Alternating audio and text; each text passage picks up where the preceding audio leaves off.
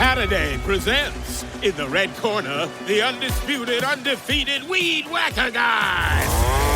Champion of hurling grass and pollen everywhere. And in the blue corner, the challenger, extra strength Saturday. Eye drops that work all day to prevent the release of histamines that cause itchy allergy eyes. And the winner by knockout is Saturday. Saturday, bring it on. This episode is brought to you by Shopify.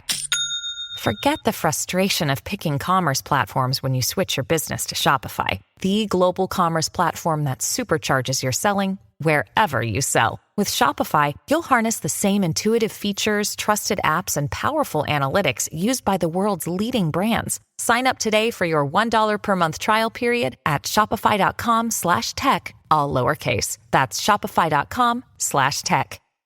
After years of practice, I'm much more likely to say, wow, this is a really hard moment. I'm having a hard time. Parenting is hard. It's hard for all of us. What do I need? What does my child need? And so instead of feeling stuck in the awfulness of the moment, unsure of where to go, I feel better. Things feel a little lighter, a little more manageable. And when I ask myself questions like, what do I need or what does my child need? I can figure out what to do next.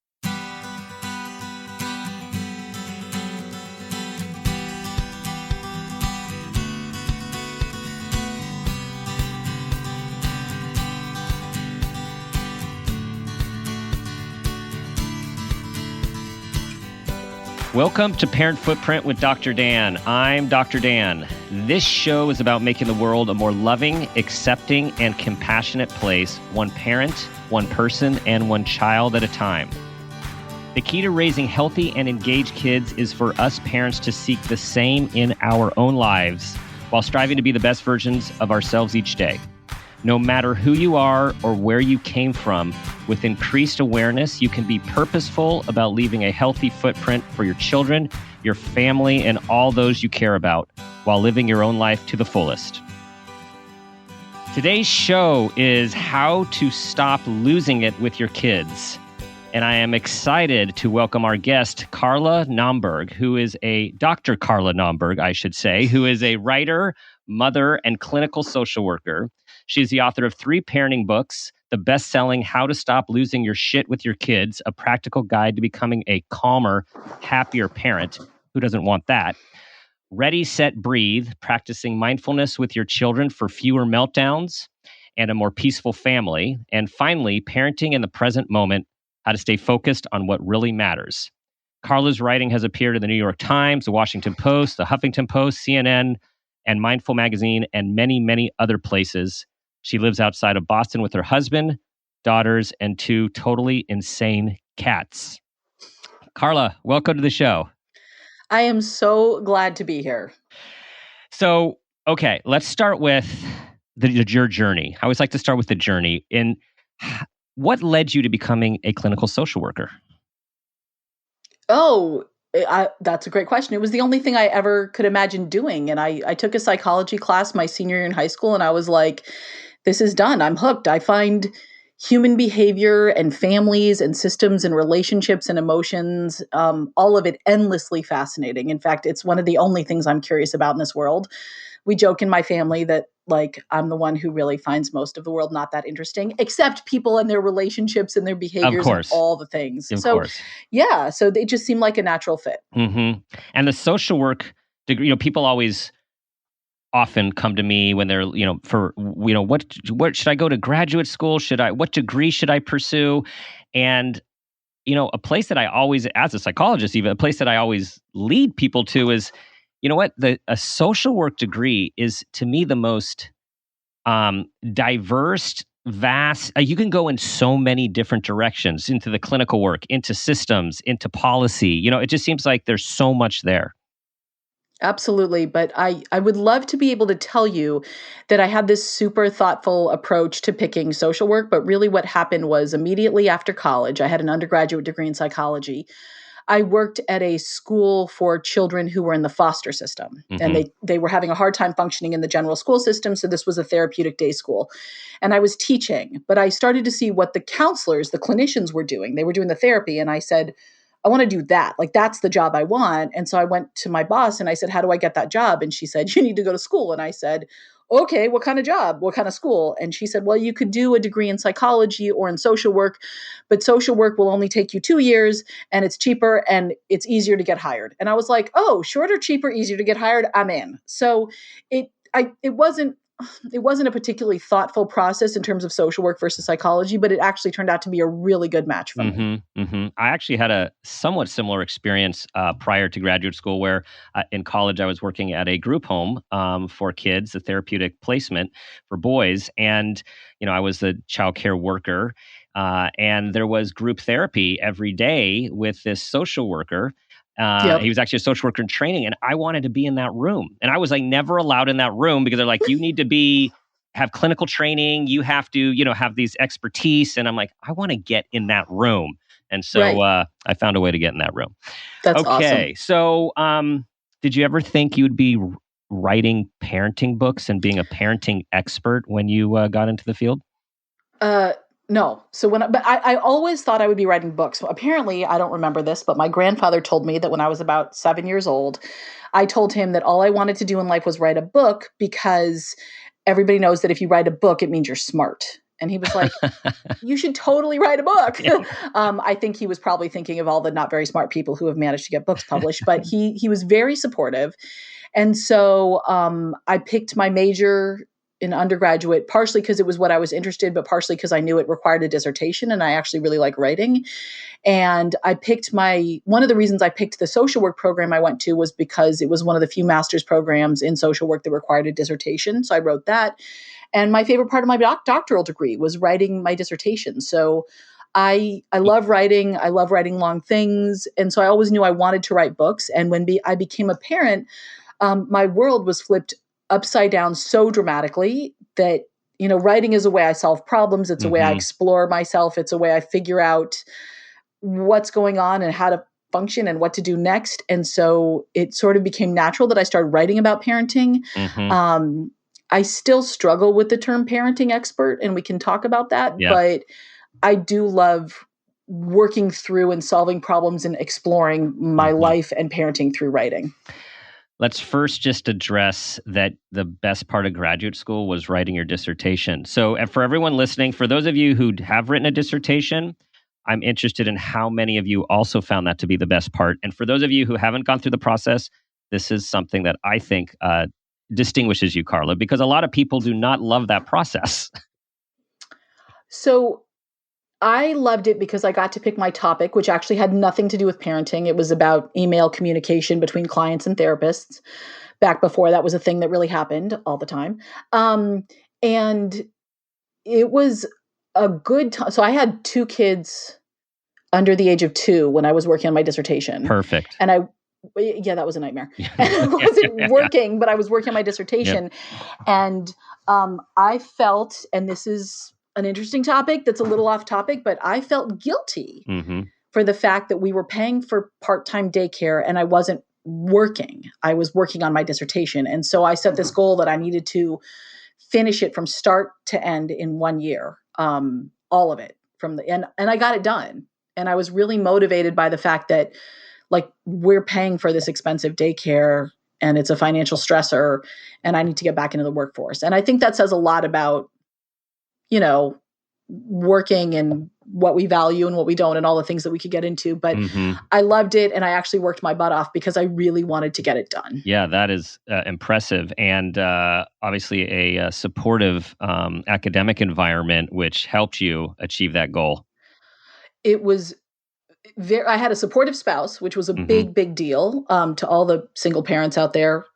It's brutal. Yeah. But yeah, it was interesting though, because I was talking to my advisor who was a lovely, lovely man. And he really encouraged me to apply for full-time academic jobs. And I said, I don't think I can do it when I have 2 little kids. I just don't see how that's possible. And he said, no, academia is the best profession when you have 2 little kids.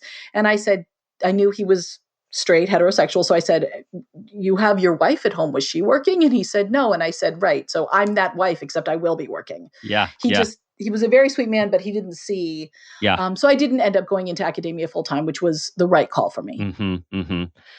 So when did mindfulness come into your life in a real way, and why and how? Yeah. Yeah. So the first time I learned about mindfulness was in college when I signed up for a meditation course because I needed an easy PE credit to graduate. And somehow that counted as PE. And I was like, this is total BS. I can't even stand this. I'm out. So I did not take it seriously. I thought it was ridiculous. And then it came back into my life when my daughters were young and I was yelling at them all the time. And I was never really a yeller before that, except maybe with my sister in high school, but I don't feel like anybody should be held responsible for what they do in high school. So I was very surprised to realize how often I was losing my temper with the girls when they were really little. And I had a huge amount of guilt and shame about it. And as I said in the book, I couldn't figure it out. I would like resolve, I'm not going to scream at them. I'm not. And of course, the next day I totally would. It was like breaking a diet over and over again. It was horrible. Until one night I actually sat down at my computer. I put them in front of the TV and then felt guilty for putting them in front of the TV, which by the way, parents, you don't need to feel guilty about that. Do not. No.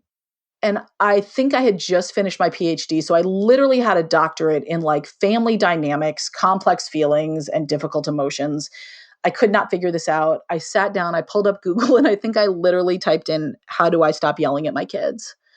I didn't know what else to do. And so eventually I sort of begrudgingly signed up for a mindfulness-based stress reduction course because I was like, I don't know what else to do. I was like a hostile witness in that class. I was so pissy about it. And you're in Massachusetts, where John Kabat-Zinn kind of founded this, a huge part of the Western movement of mindfulness-based stress reduction. I actually took the class out at UMass Worcester at his clinic that he founded. Awesome. Right? Awesome. And I was like a petulant child, Dr. Dan. Yes. I have to be really honest. I was like, there is no way I'm putting my hand on my heart. That is baloney. But I was really at the end of my rope. I didn't know what else to do. And so eventually I started trying some of the things they were suggesting, and it changed everything for me. And I became like this crazy mindfulness person. And I think I've found sort of a happy balance now. When you discover something new and you just want to put like the pin and the bumper sticker and all the things. Yeah. And I think I've sort of settled into it in my life a little bit more, but mindfulness and self-compassion, they're like my go-to. I don't know how I ever thought I could do therapy or parent or do anything without these skills. And it's not to say I'm a perfect parent. I mean, just last night at dinner, my 12-year-old daughter and I got into a huge thing and it was annoying. And then we had to do all this repair and I felt bad, but at least like that stuff still happens. And I want your listeners to know, of course it still happens. I'm not sitting here saying that I am now a perfect parent. The joke is that, you become the Dolly Mama. Right? I am not the Dolly Mama. But I now have skills and strategies so that it happens less often. And when I do behave in ways that are not congruent with the kind of parent I want to be, AKA I lose my shit, I can sort of get back on track more quickly and easily than I could have before. Mm-hmm. And I heard you recently speak with Zibby Owens on her Instagram Live, and you did talk about compassion and your movement towards, your next, thinking about that with your next piece of work. But I can see how, let's talk a little bit more about compassion as it relates to mindfulness and as it relates to being human. Yeah. So, there is this thing, and it seems to be more of a Western thing, although I haven't done the research, I don't know, where we think it's like a good thing to beat ourselves up, or at least we don't think it's a bad thing, or it's just a thing we don't think about. Like, I did an undergraduate degree in psychology and like many years of advanced study in the field, and we never once talked about self-compassion. Like literally, I never heard those two words together, right? And it's been a big part of Buddhist practice, and I think many actually religious practices for a very long time. But for some reason in the West, it's like this culturally sanctioned thing to beat ourselves up for any flaw or error or mistake or difficult moment, real or perceived. I think part of it is it's a very humane thing, and there's some things around like evolution and how our brains evolved and social structures and stuff that actually make it useful. If I put myself down before you can, then maybe you'll be more likely to tell me I don't actually suck as much as I think I do, and you'll make me feel better, and that will like strengthen our bond. Yeah. But the truth is that, self-criticism, which comes so naturally to so many of us, especially parents, and tell me if you disagree with this. I think there's a gender piece here. I think women tend to do it more than men. And we especially do it around parenting. And how could we not when, there are all these parenting experts, air quotes, experts, telling us all the ways we should be doing it better. So the implicit suggestion being that you're doing it wrong. And like all these social media parents, influencers, people who make it seem like their kids automatically put on their shoes the first time they ask in their perfectly spotless mudroom, right? And so it's like, oh gosh, somebody out there has figured out this parenting thing, right? The underlying message be that it is possible to figure it out. I call BS on that one. And so we end up in this place of really criticizing ourselves, and it leads to higher anxiety. It makes us feel depressed. It makes us feel disempowered, confused, not confident about our skills, about our abilities. And it's just like this really negative spiral, the end result being that we make decisions from a place of anxiety and confusion. We get very reactive. We lose our temper with our kids, all the things. And when I learned to respond to myself with self-compassion, which was a difficult journey for me, I really felt like, remember the Saturday Night Live skit with Stuart Smalley, where he sits down in front of the mirror and says, I'm good enough, I'm smart enough, and gosh darn it, people like me. I was like, that's what they want me to do, and it's gross, and I don't want to do it. But I started to practice in a way that felt more authentic to me. And now when I lose it with my kids, instead of saying to myself, I'm a terrible mom and I'm screwing these kids up, which is what I used to say to myself. Who says that to themselves? That's horrible. We all do. Right. Now I say, and it really comes very naturally after years of practice, I'm much more likely to say, wow, this is a really hard moment. I'm having a hard time. Parenting is hard. It's hard for all of us. What do I need? What does my child need? And so instead of feeling stuck in the awfulness of the moment, unsure of where to go, I feel better. Things feel a little lighter, a little more manageable. And when I ask myself questions like, what do I need? Or what does my child need? I can figure out what to do next. And sometimes it's like, I need some space. I need to get away from these kids. Sometimes it's, I need to put them in front of their Nintendo Switch so they leave me alone. And sometimes it's like, oh, I actually really need to connect with this child and we need to find some time to be together. Sometimes it's just like, oh my gosh, I need to pee. And I've had to pee for like an hour and I keep forgetting to pee. And it's really hard to be calm when you haven't gone to the bathroom. Right. So that's my little spiel on compassion. Well, and I like the way you lay out the different choices, because, something that's very aligned with your work and my work in the show is this awareness, right? This awareness of how we're feeling, what just happened, what do I need to do now? This purposeful, intentional. And one of the scenarios, one of your choices was I need to connect with my child, which you talked about with your daughter, like the event last night. There needed to be some repair. How do you recommend people think about, once you've checked in with yourself and you're kind to yourself, you're not beating yourself up, you're not treating yourself like the way you would never treat a friend or someone you loved. Once you establish that, how do you determine whether repair is needed or we just need to let this thing go? So that is a fantastic question that very few people have asked me, and it's such a good one. So hopefully, perhaps you've mentioned on your show that there's a phrase people in this parenting world use called rupture, repair, repeat. And this is like the parent-child cycle, right? There's a rupture between us, there's some kind of repair, and then it happens all over again. And I hope when listeners hear that, they won't feel disheartened like, oh, dear God, is this the next however many years of my life? But they'll actually feel like, oh, this is normal. It's what happens. It's okay.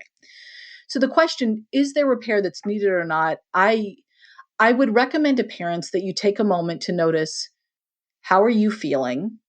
What does your gut tell you? And can you notice that from a place of kind of calm and clarity, right?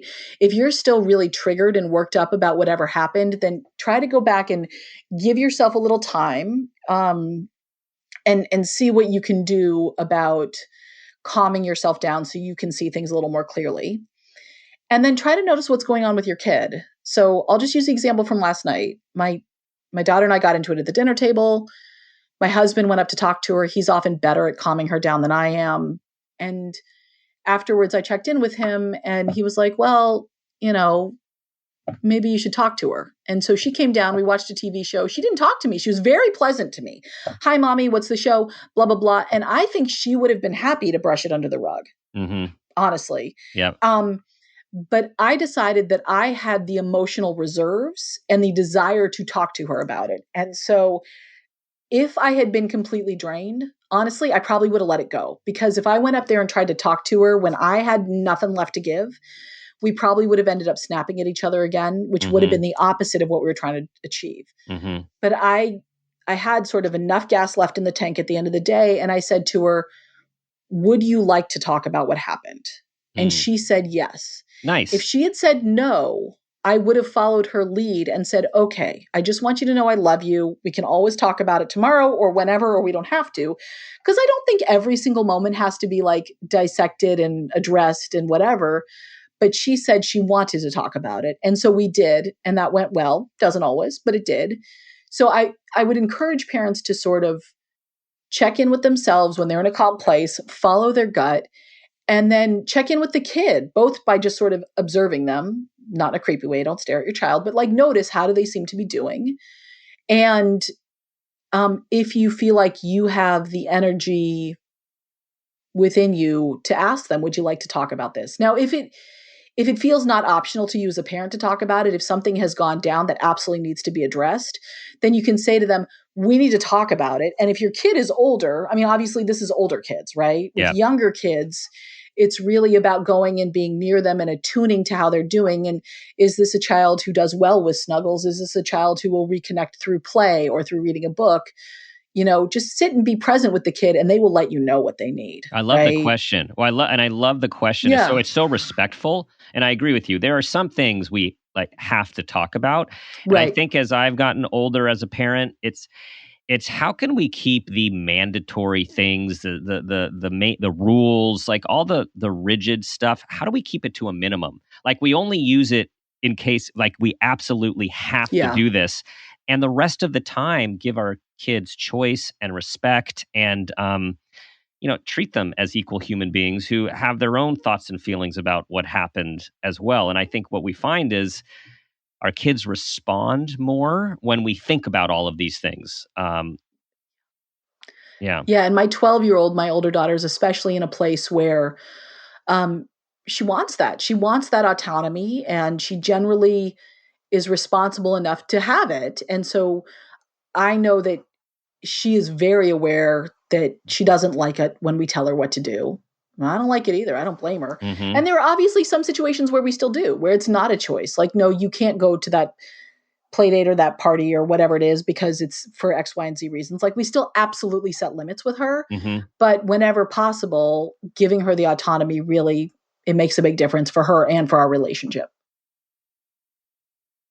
Okay, I have two different directions I want to go here. I need to pick one. So let's just a little bit more about mindfulness before we move a little closer to pinning down why parents lose their shit.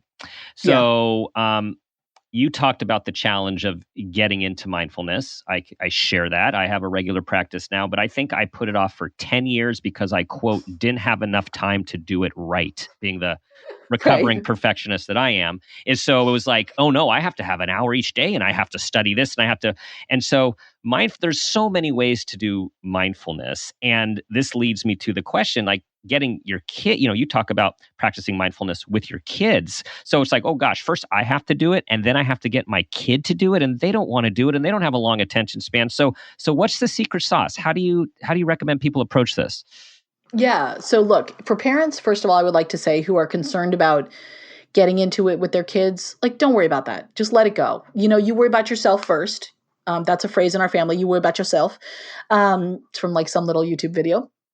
And the kids will follow or they won't. But the best way to teach them is to model it. And there were actually, so when I was researching Ready, Set, Breathe, practicing mindfulness with your kids, I reached out to a number of parents I know who practice mindfulness. And many of them said, yes, this is how I share it with my kids. But probably almost as many said, I don't explicitly share this with my children. That's not my mindfulness practice. I have found it's not successful. So I want to be really transparent with listeners. Start with yourself. Don't worry about the kids. That'll come. So for me, I will be really transparent that my meditation practice is inconsistent.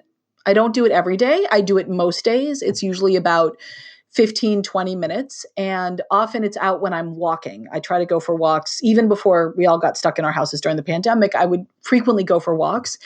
And for me, it looks a whole lot like counting my steps to 8. 1 through 8, count again. And, sometimes I get to 3 or even just 2 before my mind wanders and then I have to come back to it.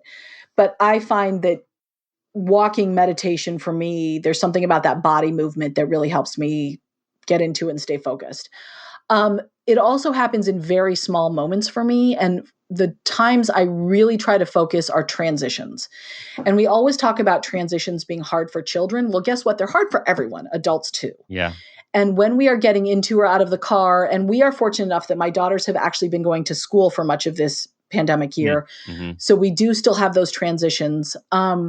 Or even going from like the living room to the dining room for dinner, like all of these transitions. And as my kids have had more screen time during the pandemic, getting them off the screen is also a transition. Yep. I find that those are moments where I tend to get anxious. And when I'm anxious, I tend to get snappy.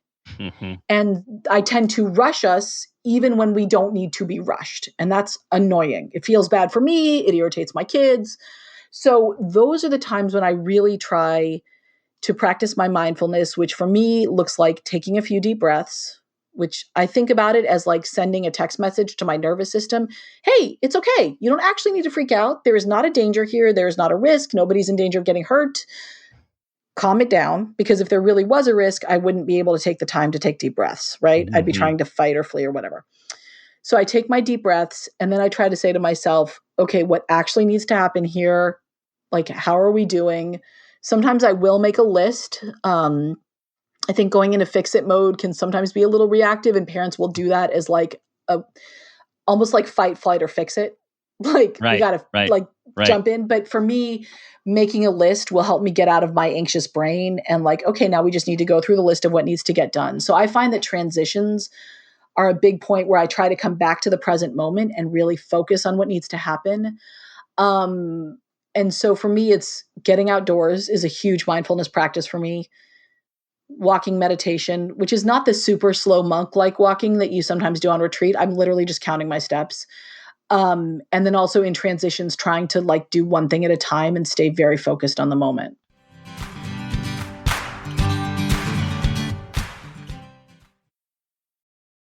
This podcast is supported by Progressive, a leader in RV insurance. RVs are for sharing adventures with family, friends, and even your pets. So if you bring your cats and dogs along for the ride, you'll want Progressive RV insurance. They protect your cats and dogs like family by offering up to $1,000 in optional coverage for vet bills in case of an RV accident, making it a great companion for the responsible pet owner who loves to travel. See Progressive's other benefits and more when you quote RV insurance at Progressive.com today. Progressive Casualty Insurance Company and Affiliates. Pet injury is an additional coverage and subject to policy terms. Bring on your business challenges, the complex ones, the ones that seem to change every day, the ones that are so nuanced no one else could possibly understand them. Bring them all on. Key has a team of banking experts specialized in your industry, always ready to take your call and offer trusted solutions. And we go even further, staying ahead of trends so that you have answers before you even knew you needed them. Bring on your business challenges. Key Bank opens doors. Learn more at key.com/B2B.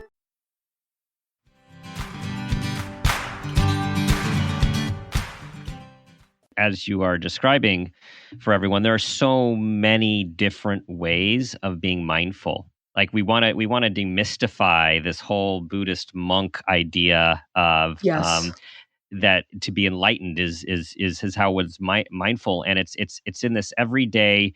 And I think, and I don't quite, you're going to know this better than I, because I don't quite remember John Kabat-Zinn's exact definition of mindfulness, but it's something like it's basically like present moment awareness without judgment, or it's something very simple like that. How would you describe it?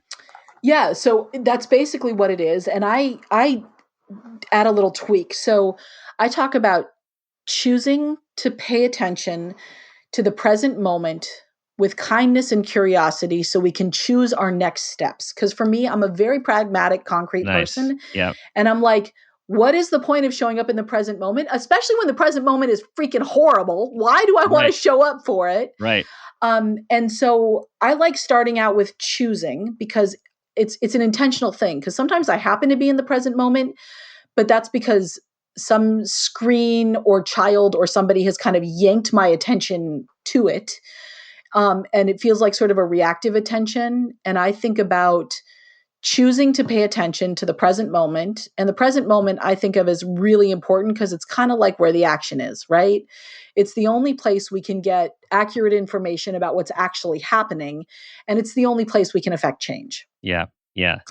The kindness and curiosity is just, it's crucial. It's central to mindfulness. It's not a mindfulness practice if you're showing up and then proceeding to like berate yourself. And if you notice yourself doing that, please don't beat yourself up For beating for not yourself up. practicing mindfulness. Yep. Like, Yep. just don't Yep. do Yep. that. Like, just Right. show up and be like, oh, all right. So that Yeah. happened. Did that Yeah. again. Yeah. Okay. And then really the whole point of this for me is that we want to come into the present moment. We want to be kind to ourselves. We want to get curious about what's going on for ourselves, for our kids, for whatever's around us, so that we can then be intentional about what we do next. And sometimes what we do next is stay in the present moment, continue with our mindfulness practice. Sometimes we're not actually meditating in that moment. And what we need to do next is get our kids to put the damn shoes on. But maybe we can do it in a kinder, more effective way if we've taken that moment of mindfulness. And my best, well, one example of that is that, you know, the place where the kids put their shoes on in the morning, and I'm really hung up on this shoe thing because it never seems to end, is out of eyesight from where their lunches are packed. And so I'll be packing the last bits of their lunches and I will yell at them, put your shoes on. And like 50% of the time I'm right. They're totally not putting their shoes on. But 50% of the time I'm wrong. And by some miracle of the universe, they actually are putting their shoes on. I've just yelled at them. So the message they get is, it doesn't matter if we do it or not. Mom's still going to yell. Why would we bother doing it? Yep.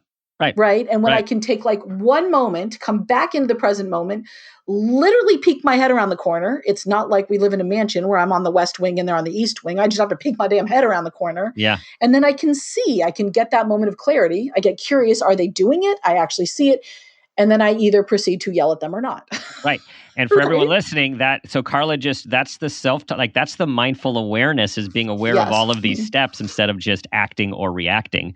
And Yeah. that reminds me, I had a very wise guide in my life who taught me when I was being very self-critical to say, interesting, I'm thinking that right now, and just move on. Like, just notice it and move Totally. on. And it was so powerful, just that change of thinking instead of beating myself up.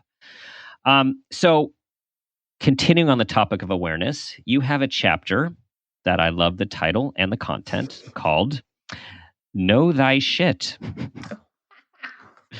So right, this is about awareness. So tell us about this.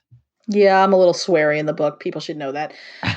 So one of the things I talk about in the book is the idea that when we are losing it with our kids, it's because we've been triggered, right? Our nervous systems are on high alert. And I use the analogy of buttons for our nervous system, that it's like our body is covered in all these buttons. And when we're triggered, the buttons get really bright and big and red and sensitive. And as any adult who's ever been in an elevator with a kid knows, when a kid sees a button, they push it. It doesn't mean they're a psychopath. It doesn't mean they hate you. They push it because they're young and buttons are fun to push, and because they're immature, and because they don't know what else to do, and because they're triggered, and because they're, genetically engineered to get our attention because we are the way they stay alive. Mm-hmm. Kids just push buttons, right? They do. For all the They reasons. do. Yep. And so part of reducing the likelihood that you will lose it with your kids means reducing the likelihood that you get triggered. And big part of that is knowing what triggers you. And right now, as we are, God willing, coming out of this pandemic, most of us have been triggered even more than usual because there's literally a threat to all of us out there in the world, and it's hard to know what's going on and blah, blah, blah. So we're extra triggered. And there are some universal triggers like exhaustion, grief, anxiety, physical pain. All of these things, stress, right? Make it more likely that we will be triggered. But the know thyself is also knowing about your individual triggers. And so for me, I am what some people might call a highly sensitive person. And partially that means I'm really sensitive to other people's emotional states. But partially what it means is that like if I was a kid right now, my parents would be out finding me the socks without the seams in it and the clothes without the tags in them. And, I wish I could just go around wearing noise canceling headphones all the time. And I don't like loud music, and strong smells are really hard. I'm not really a big fan of flavor, which some people find really weird, but strong flavors overwhelm me. Physical touch, being touched a lot, makes me cranky and irritable. Yeah, a lot of sensory sensitivities. Yes, big time. And it wasn't a thing anybody talked about when I was a kid. Now we know about it more. Right. And so I didn't really understand this about myself until I was a parent and kids were touching me all the time. And I was like, dear God, I just don't want to be touched. And my husband doesn't have this at all. It's not a thing for him. I come home from a day in work clothes and all I want to do is put on sweatpants, which is one reason that, being stuck in quarantine kind of worked for me in some ways. And he'll come home in a suit and it doesn't even occur to him to take his suit off because it's not uncomfortable. Right. And when I am subject to a lot of sensory input, I become incredibly cranky. I am triggered.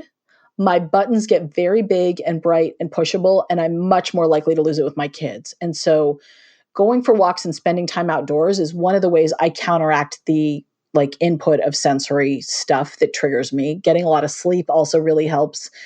Constantly asking my kids to turn down the music. That's a fun family dynamic we have that's enjoyable. But it's just something I have to know about myself. I can't fix it. Right. And for other people, certain holidays are triggers, certain anniversaries are triggers. There's a whole range of stuff and we just need to know it about ourselves. And some of it we can fix. If you're in physical pain, can you take some medicine?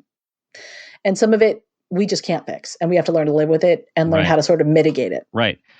And then that brings us to, you talk about the difference between things you have to do and things you should do. And I just want to, something that I got a chuckle because knowing that your book has a lot of the word shit in it, it reminded me of early training where I learned about rational emotive behavioral therapy. Albert Ellis, who was really, founded like the precursor to cognitive behavioral therapy, or the beginning. And he would talk about the shoulds, and he would tell people not to use should because that means you're shoulding all over yourself. So I still use that all the time and tell clients this idea of when we have these shoulds, we have to be careful that they're not negative, right? That make us feel guilty and such. But that's not what you're talking about when there's the things you have to do and the things that you should do to stay healthy, be mindful, and reduce your triggers. Yeah. I mean, there are some things that somehow we parents think we can do essentially the equivalent of running a marathon every day and not take care of ourselves and still think we should be amazing at running this marathon. And then when we can't run the marathon because we haven't slept and we haven't eaten and we haven't trained and we haven't done all the things, we're like, oh, we suck. Right. Which it just doesn't make, and I totally fell into that trap too. And it's not helpful. So the things I try to talk to parents about are you have to get sleep. It's just, and if you're and I ended up actually going to see a sleep specialist because my sleep was so messed up. And I realized I'm very fortunate that I live in a state where there is a sleep specialist and that my insurance paid for it. So I just have a whole lot of empathy for those parents who really aren't sleeping or have kids who don't sleep. But the way I talk about sleep is it's let's say you go out to your car in the morning and you've got a flat tire. Most people would be like, oh, darn, I can't drive that car until I get it fixed. So I have to rearrange my whole day and really lower my expectations. And there's stuff that's just not going to get done. But there are those of us who are like, screw it. I'll fix the tire when I'm dead. I got to go. I got to go to work. And you can still get to where you're going, but the ride is going to be a whole lot more bumpy and painful. You might injure yourself along the way. It's going to be slower. It's going to be rough. And that's how it is when you're not sleeping. And so if you really can't sleep, then we come back to the self-compassion. And just having so much compassion that you're trying to do everything in life with a flat tire. Right. I also talk about support. And I think for many of us, when things get really tough, we tend to kind of circle the wagons, close things down, bring things into the house, close the windows, try to handle it on our own because it's hard to talk about the suffering in our families or the challenges we're facing. And we cannot parent well alone. It is not possible. And so I talk about the different kinds of support we can have in our lives and how to get it. And then I also just talk about self-compassion. And I see these three things. In addition, there's one more. Single tasking is the fourth. So Okay. the things that I see as crucial, really not optional if we want to function even like at a baseline with our kids, is sleep, support, self-compassion, and single tasking, which is basically doing one thing at a time, which is kind of a precursor for mindfulness. And when we multitask, we just get too stressed and we're going to explode at our kids. And hopefully parents will see these all as things that are accessible to them, that they can start to get into their lives more. And I go into a lot more detail in the book. Mm-hmm.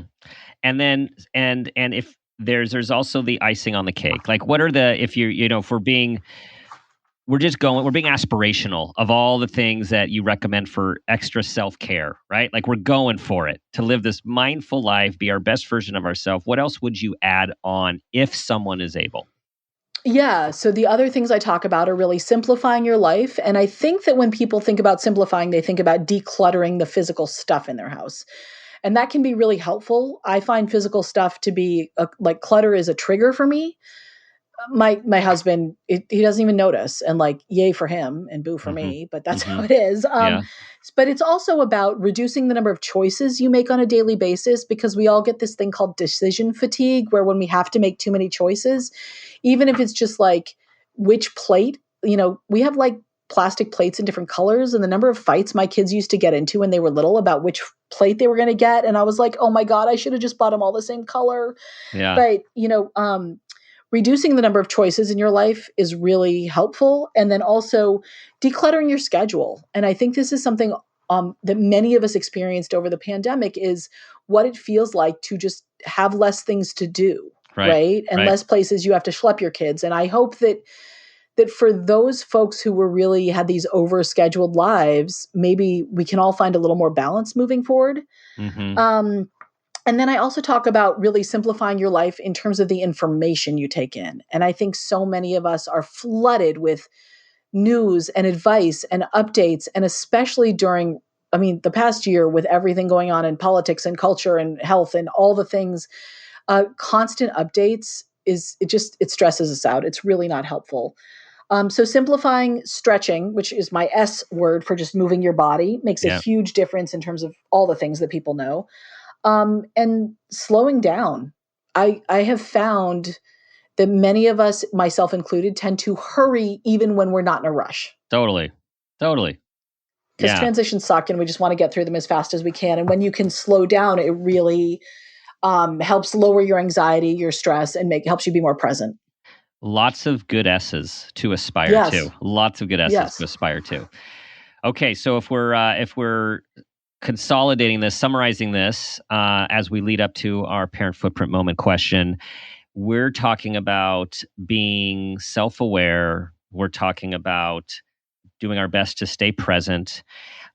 We are very much talking about being compassionate to oneself, allowing oneself to be human, to decide, to choose, as you say, to choose what to do next.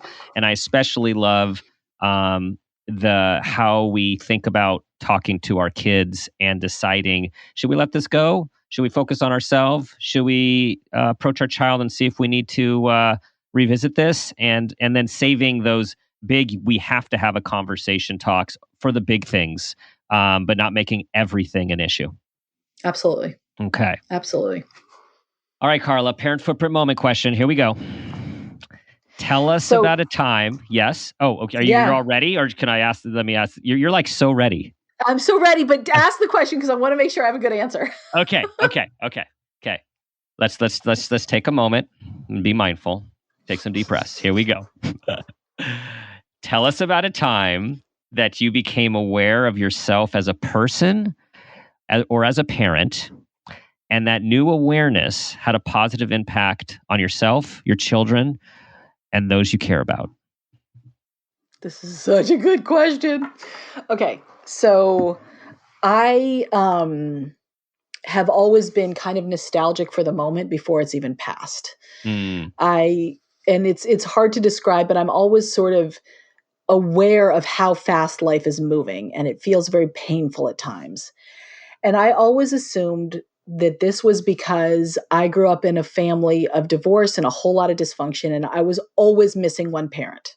There was never a time in my childhood, my parents got divorced before I was a year old, when I don't remember missing one of my parents. And this sort of way about me, I always thought it was because I was from such a dysfunctional childhood, and it kind of made me sad, and it felt so unnecessary.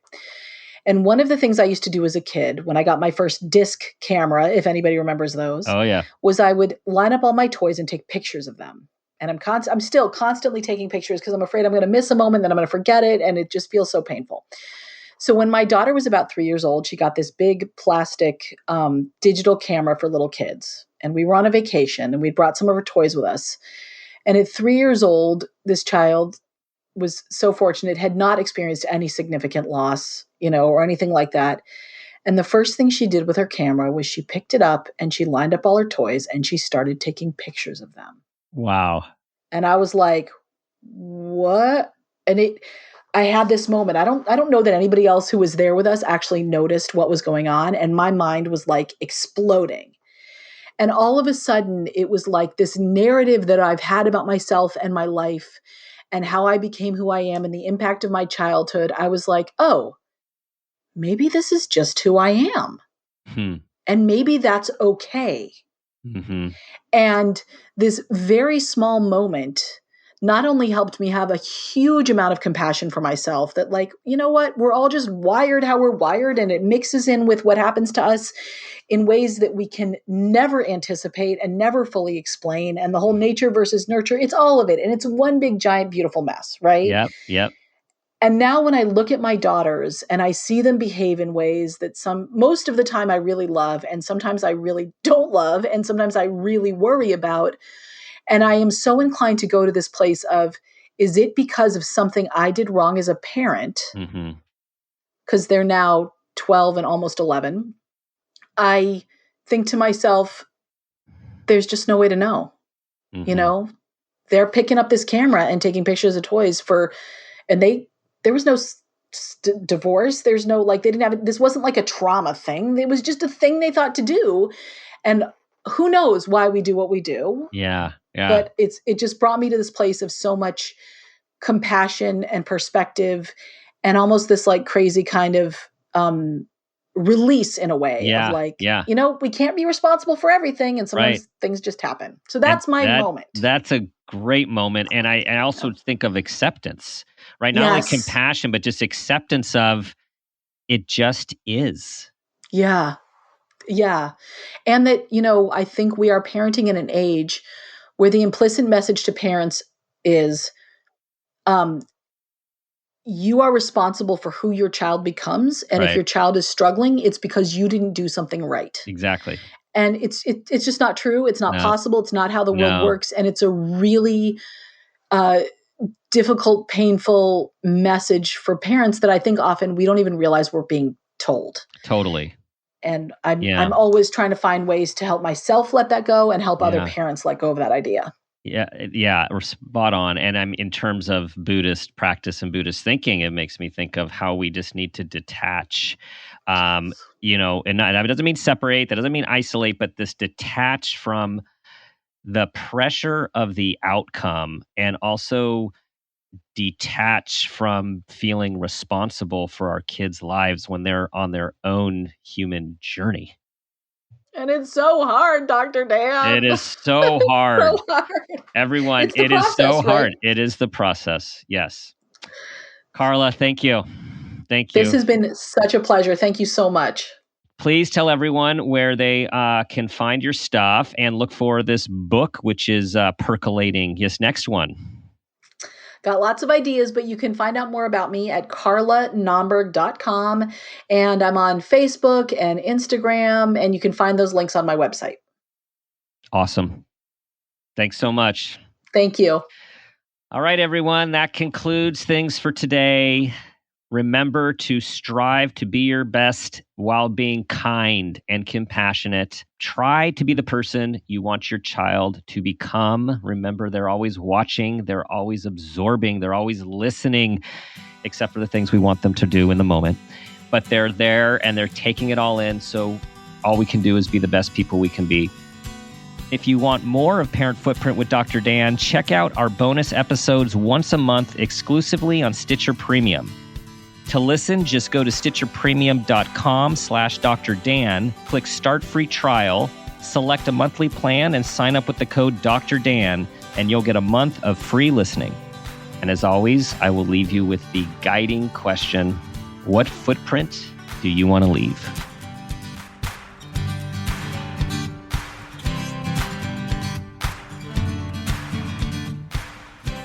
This has been a Peters and Rossi production.